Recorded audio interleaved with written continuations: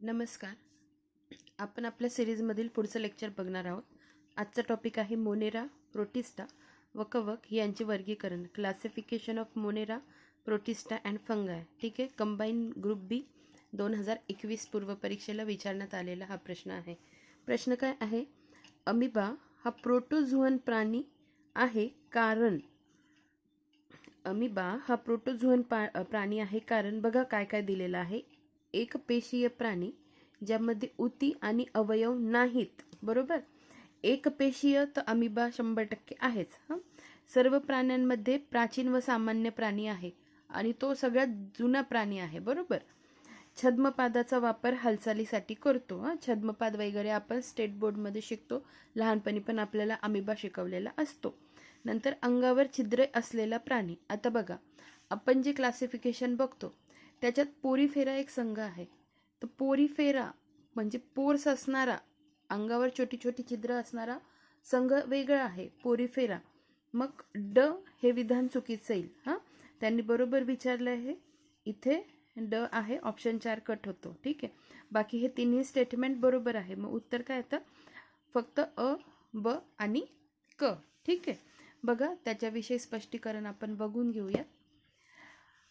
Amoeba अंगावर छिद्रे असलेले प्राणी हे पोरीफेरा उदाहरणार्थ स्पॉन्ज गटात मोडतात, म्हणून विधान ड चुकीचे.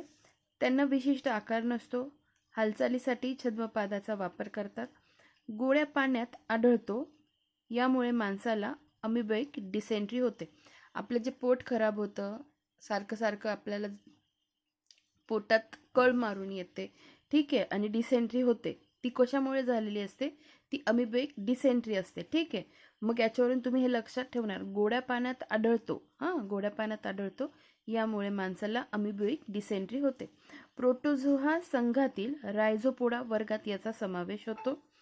एंटामिबा हिस्टोलिटिकामुळे माणसाला अमांशाचा विकार होतो. ठीक आहे.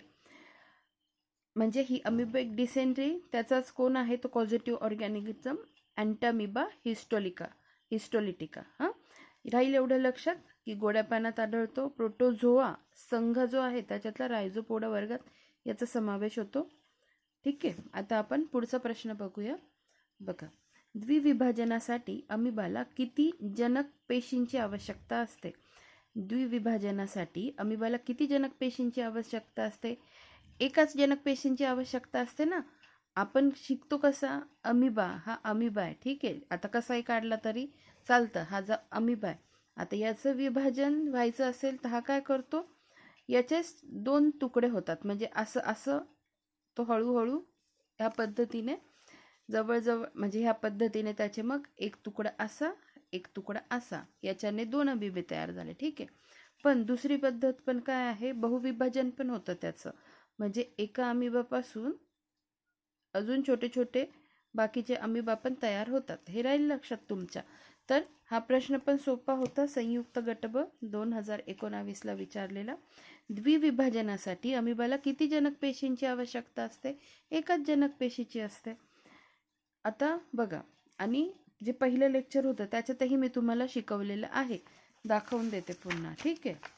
त्याच्यातही जे काही अलैंगिक प्रजनन, आपण प्रजननाचे प्रकार बघितले, त्याच्यातही आपण बघितलेलं. बघा, मग अमिबा कशा कशात येतो? द्विविभाजनमध्ये पण येतो आणि बहुविभाजनमध्ये पण येतो. या दोन्ही गोष्टी लक्षात ठेवा. बघा, अमिबा अलैंगिक द्विविभाजन प्रजनन होते म्हणजे एका पेशीपासून 2 पेशी निर्माण होतात. बहुविभाजनही होते, ते म्हणजे एका पेशीपासून अनेक पेशी निर्माण होतात. ठीक आहे. यांचा आकार अनियमित असतो. हा एकपेशीय जीवाणू आहे. काय? बॅक्टेरिया आहे. जसे की पॅरामेशियम युग्लिना. या दोघांची पण नावं लक्षात ठेवा. पॅरामेशियम युग्लिना. अमिबामुळे अमिबोइक डिसेंट्री देखील होते, कारण हा गोड्या पाण्यात आढळणारा जीव आहे. ठीक आहे. पुढे बघा. म्युकोरेल्स या कवकवर्गीय वनस्पतींना डॅश डॅश असे म्हणून ओळखतात. काय म्हटलं त्यांनी? म्युकोरेल्स या कवकवर्गीय वनस्पतींना काय म्हणून ओळखतात? तर ब्लॅक मोल्ड्स म्हणून ओळखतात. Black moulds. बघा, मोल्ड्स हे बहुपेशीय सूक्ष्मतंतू आहेत. आता आपण काय बघतोय? फंगाय, कवक बघतोय. ठीक आहे. तर मोल्ड्स हे काय आहे? बहुपेशीय सूक्ष्म तंतू आहेत. मोल्ड्स हे असे कवक आहेत ज्यांची वाढ बहुपेशीय सूक्ष्मतंतू मध्ये होते. आता त्याचे प्रकार बघा. काळे मोल्ड्स, निळे मोल्ड्स आणि हरित मोल्ड्स म्हणजे ब्लॅक, ब्ल्यू आणि ग्रीन. तर ब्लॅक मधलं उदाहरण लक्षात ठेवा, म्युकोरेल्स. ब्लॅक मधलं म्युकोरेल्स. निळे मध्ये लक्षात ठेवा पेनिसिलियम.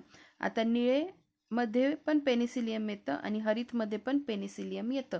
ठीक आहे. जसं आपण अमिबाचं काय बघितलं, द्विविभाजन पण बहुविभाजन पण, अशा दोन दोन गोष्टी लक्षात ठेवा. तसं पेनिसिलियम ब्ल्यू मोल्ड्स मध्ये पण आणि ग्रीन मध्ये पण. ठीक आहे. नंतर ग्रीन मोल्ड्स मध्ये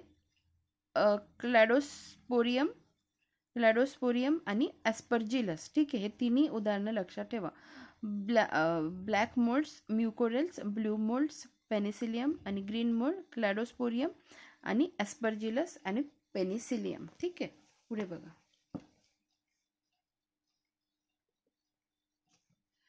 आदिजीवांच्या चौथा प्रश्न. आदिजीवांच्या खालीलपैकी कोणत्या वर्गाचा गुणधर्म बहुकेंद्रक आणि सूक्ष्म केंद्रक यांचे अस्तित्व हा आहे? काय म्हटलंय बघा. आदिजीवांच्या खालीलपैकी कोणत्या वर्गाचा गुणधर्म बहुकेंद्रक आणि सूक्ष्म केंद्रक यांचे अस्तित्व हा आहे? STI 2016ला विचारलेला प्रश्न. त्याचं उत्तर आहे रोमकी सिलिआटा. रोमकी सिलिआटा. ठीक आहे. आणि हे बघा, काही प्रश्न आता अवघड वाटत असतील तर म्हणून तर आपल्याला PYQ करायचे असतात. ठीक आहे. त्यामुळे काही प्रश्न पाठ करून घेत जा. मग त्याचं एक्सप्लेनेशन जे असतं त्याच्या आजूबाजूचा जो एरिया असतो तो लक्षात ठेवायचा. समजा मग त्याच्यावर प्रश्न फ्रेम झाला तर आपल्याला ते आलं पाहिजे. तर बघा, याचं उत्तर आहे रोमकी सिलिआटा. आदिजीवांच्या रोमकी सिलिआटा वर्गाचा गुणधर्म बहुकेंद्रक आणि सूक्ष्म केंद्रक यांचे अस्तित्व हा आहे.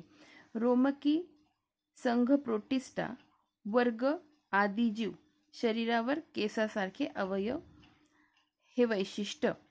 पुढे बघा. कवक पेशीची पेशीभित्तिका कोणत्या जटिल शर्करेपासून बनलेली आहे? आता विचारलं आहे इथे कवक पेशीची, पण मग आपल्याला बाकीच्यांची पण माहिती पाहिजे. मग सगळे एका ठिकाणी लिहून काढायचे. ठीक आहे. कवक पेशीची पेशीभित्तिका कोणत्या जटिल शर्करेपासून बनलेली आहे? तर ती बनलेली आहे कायटिन पासून. कशापासून? कायटिन पासून. ठीक आहे. पुढे. कवकांची पेशीभित्तिका म्हणजे सेल वॉल कायटिन पासून बनलेली आहे.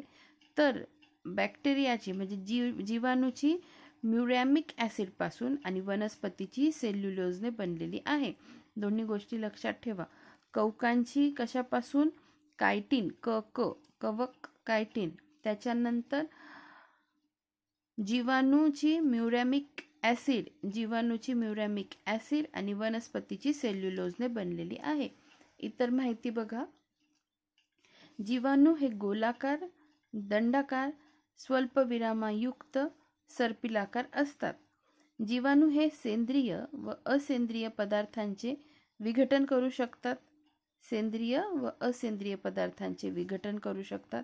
युग्लिना हा प्रोटिस्टा प्राणी व वनस्पती यांना जोडणारा दुवा आहे.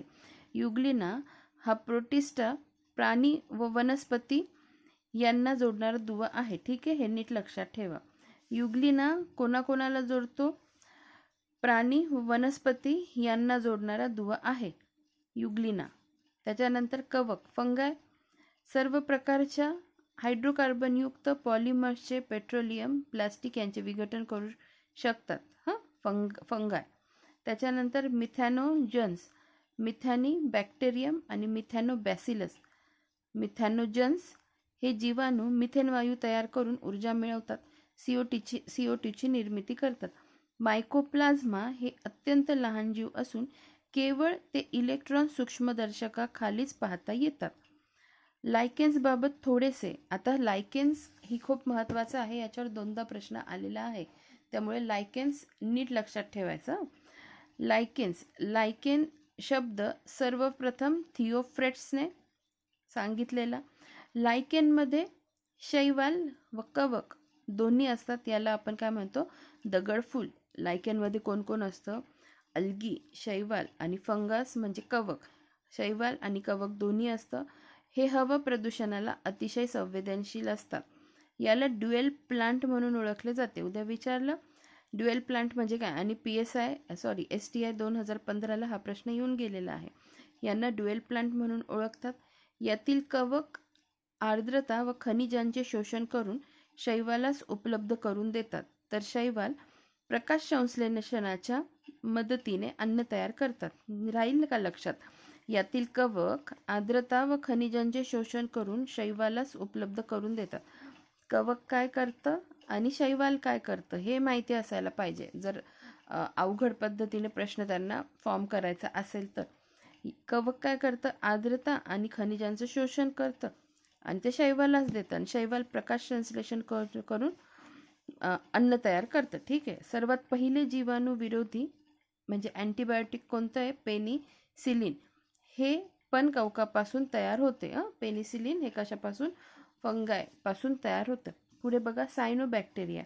यांना पूर्वी नीलहरित शैवाल, ब्ल्यू ग्रीन अल्गी असे संबोधले जात असे. कोणाला? सायनोबॅक्टेरिया, नीलहरित शैवाल. हे वनस्पती नत्र स्थिरीकरणास, नायट्रोजन फिक्सेशनसाठी मदत करतात. उदाहरणार्थ ऑलोसिरा, नॉस्टॉक, ॲनबिना. सोनेरी शैवाल डायॲटम्स प्रदूषक निर्देशक असतात. डायॲटम्स असे पण म्हटले जाते. हे बघा, सायनोबॅक्टेरियाला नीलहरित शैवाल, सोनेरी शैवाललाच काय, डायॲटम. जीवाणूचं पोषण बघा, स्टॅफिलोकोकस, इकोलाय, क्लॉस्ट्रिडियम जीवाणू व साल्मोनेला जीवाणू. हे साल्मोनेला जीवाणू हे अन्न पदार्थात विष तयार करतात. अन्न पदार्थात विष तयार करणारे जीवाणू कोणते आहेत? स्टॅफिलोकोकस, इकोलाय, क्लॉस्ट्रिडियम जीवाणू. नायट्रोजन स्थिरीकरण करणारे रायझोबियम, शेंगवर्गीय वनस्पतीच्या मुळात, नोस्टॉक, ऑलोसिरा, ॲनाबिना. ज्या विषाणू DNA असते त्यांना ॲडिनोव्हायरस म्हणतात, तर RNA असणाऱ्यांना रेट्रोव्हायरस म्हणतात. हे खूप महत्त्वाचं आहे, नीट लक्षात ठेवा. ज्या